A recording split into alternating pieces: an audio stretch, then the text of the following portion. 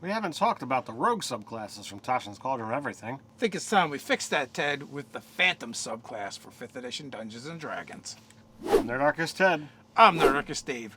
Welcome to Nerdarchy, for nerds by nerds. Guess it's time to sneak on into this video.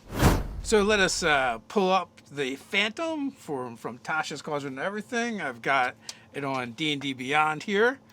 And I've got, my my special edition book here. And we start off with one of those quips from Tasha. Collecting the souls of your defeated foes and everyday objects. What a good idea. Though I'd probably need an encyclopedia to hold all of my anti-admirers. Very cool. I love these little clips. They're fun. They give you, the aspect of, what the class does, as well as, a bit of Tasha's personality. But the Phantom says, many rogues walk a fine line between life and death, risking their own lives and taking the lives of others. While adventuring on that line, some rogues discover a mystical connection to death itself. These rogues take knowledge from dead and become immersed in negative energy, eventually becoming like ghosts. Thieves Guild value them as highly effective information gatherers and spies. Many Shadowkai and Shadowfell are masters of these macabre techniques, and some are willing to teach this path.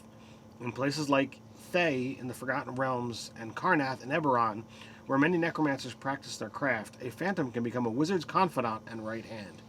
In temples of gods of death, the phantom might work as an agent to track down those who would try to cheat death and to recover knowledge that might otherwise be lost to the grave. How did you discover this grim power? Did you sleep in a graveyard and awaken to your new abilities? Or did you cultivate them in a temple of the Thieves Guild dedicated to a deity of death? I feel like they really changed the lore aspect of this a lot. And also they did something here that I don't really feel like they do very often in 5e.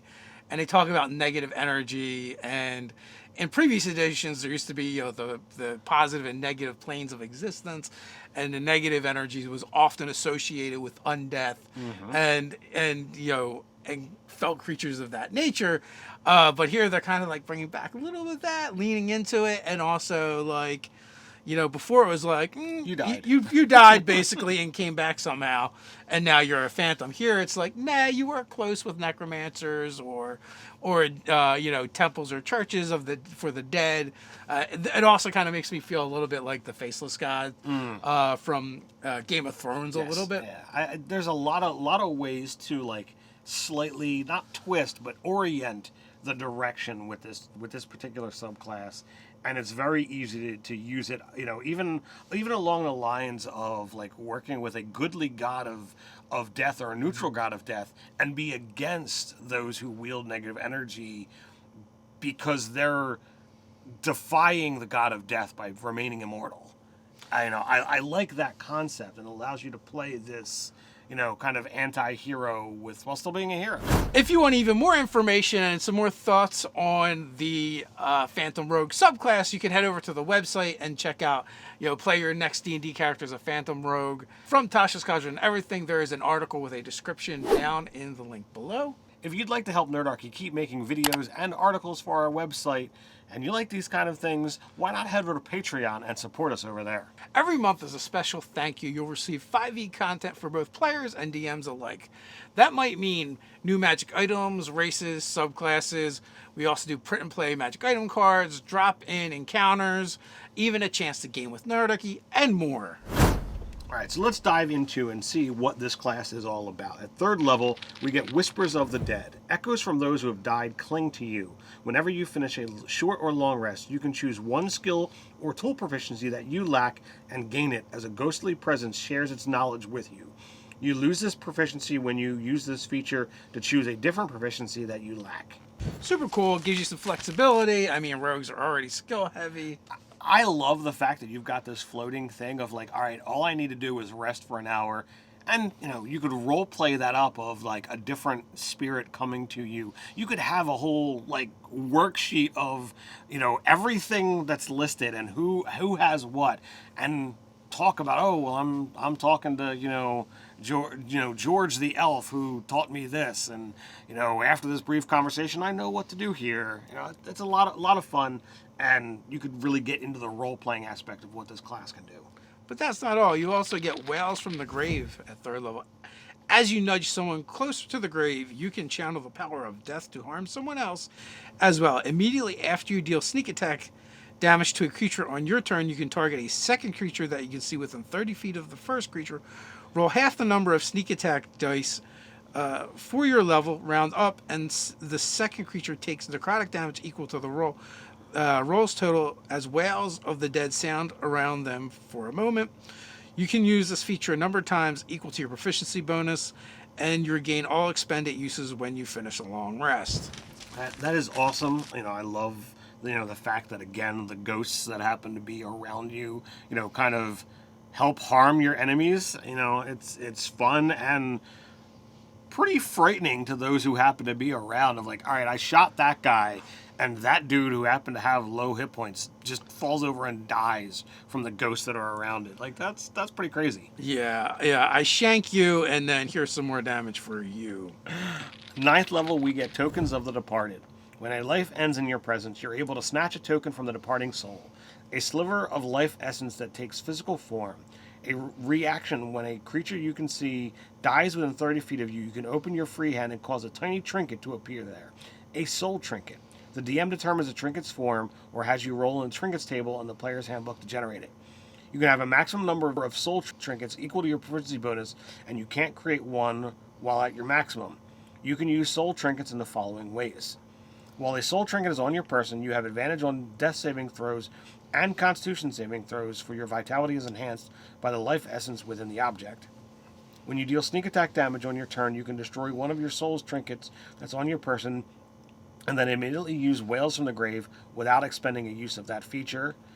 As an action, you can destroy one of your soul trinkets no matter where it's located.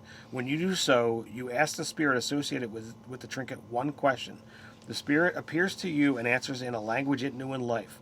It is under no obligation to be truthful, and it answers as concisely as possible, eager to be free. The spirit knows only what it knew in life as determined by the DM. So let's break it down. What are you getting here? You're getting, basically some tankiness in combat if you get dropped, and if you have to make constitution saving throws. You get to do more damage. Well, not more damage, but you get to use technically more damage. You get to use your Wails from the Grave ability more often. Right, as long as you're killing things, you could just keep cycling through those things. And it'll pretty much never run out. And also we're getting this cool roleplay thing. One, it gives us the opportunity to get more information. So this can also be kind of the exploration pillar as well. But you get to also interact with the spirit as well. So the departed. So I think it's really cool. It hits like different pillars, pretty much all the pillars of the game, and it's a lot of flavor there. Yeah, I dig what this ability has, and for a character who could potentially be interested in acquiring knowledge that is lost, this could be a cool thing to be able to have at your beck and call, really. So 13th level, we get Ghost Walk. You can phase partially into the realm of the dead, becoming like a ghost. As a bonus action, you assume a spectral form. While in this form, you have a fly speed of 10 feet, you can hover, and attack rolls have disadvantage against you. You can also move through creatures and objects as if they were difficult terrain, but you take a die 10 force damage if you end your turn inside of a creature or an object. You stay in this form for 10 minutes or until you end it as a bonus action. To use this feature again, you must finish a long rest or destroy one of your soul trinkets as part of the bonus action used to activate Ghost Walk. So again, it's building on top of the Tokens of the Departed, so you can get extra uses, which, again, I pretty much, I dig. Yeah, it's pretty cool. I mean, you get a fly speed, you can hover, you can move through objects. I mean, if you use it in combat, things have disadvantage to hit you. It doesn't seem like you have any problem hitting them. Yeah, it doesn't say negatively impacts you unless you end your turn inside something. Which to me that this makes it makes you a pretty tanky rogue. I would agree. I mean, granted, it's 13th level, but you combine the 13th level and the 9th level abilities, not bad at all. Absolutely. And we finish off with Death's Friend, 17th level. Your association with death has become so close that you gain the following benefits. When you use your Wails from the Grave, you can deal necromantic damage to both the first and the second creature. At the end of the long rest, a soul trinket appears in your hand if you don't have any soul trinkets, as the spirits of the dead are drawn to you. I look at that, number one, being able to cause even more damage to the person that you're, hitting the first time. So basically, One and a half. you're 1.5, and, it rounds up. So, like, that can, those even levels, you're getting an extra die on. But, at the end of a long rest, a soul trinket appears, which means you're getting a free use without killing anything. Well, what if you're doing that and it's about lost knowledge? So, like, you could just be like, all right, you could get basically like a free question. All right, okay, something shows up every day. I'm gonna not care about exploiting, the combat heavy stuff, but I'm gonna get into the lore of the world. So you could just have like the DM could kind of create this random roll table of lore, and every day you get something that you get to, return to the world that's been lost. I think that could be awesome. Well, yes, and I would like further say as a GM for this particular, it's 17 level 2, right? Yeah. But so it's a late game, but it is conceptually very cool because the idea that like you just wake up and some departed person just appears as one of your trinkets, like. Instead of a piece of lore, I like the idea of like a chart of random NPCs that they come up with, and maybe you might and the GM might have a couple facts about them, like which age they're from, the kind of things they knew, what kind of person they are, because then you can like crush that token and summon them forth and talk to them. Like that one would be kind of cool and interesting to talk to, like you're alluding to, because you're like, we have no idea who this person is or where they came from or what they're about. Yeah, and that to me, that sparks again, that social and exploration pillar all at the same time. It can be a lot of fun, and when it's not a combat, when it's not something you're trying to exploit a mechanical advantage over, the big bad, but something that's more lore related to the world. Some DMs might stretch that ability of, beyond asking one question. You could have one conversation. And, with this long departed soul that, has just appeared to you, like that could be really thrilling, and that could be what your quest is all about. Imagine, right, like this happens every day. Right? So at the end of the day, the rogue always just crushes that one and is like, I ask a question. So like for however much time has gone by, the GM might just hand you like a name and like a piece of information and a stack of like pieces of paper like that.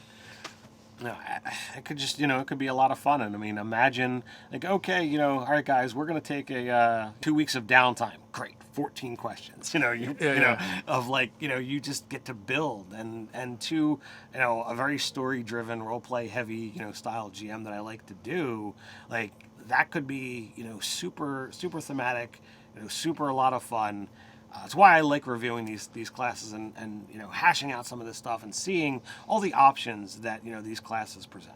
Well, also about that particular thing, it's like because it's random, like you don't know who they are, so you don't actually know the question to ask, right? So as a GM, you might just be like, okay, give me a bunch of questions and we'll see what kind of answer you get depending on this random person that comes up. I think it's fun. This is thematic. This is a great rogue subclass. It just sucks that, it takes 9th level before it to really start coming online for the fun abilities. Yeah. It's useful up until then, but, Rogue is very core class centric, not Yes. so much on the subclasses.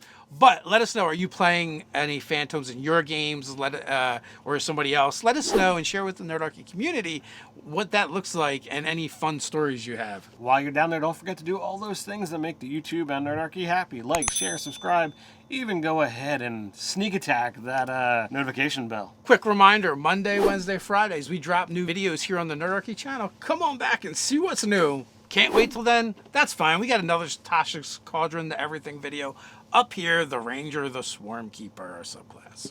So until next time, Stay nerdy.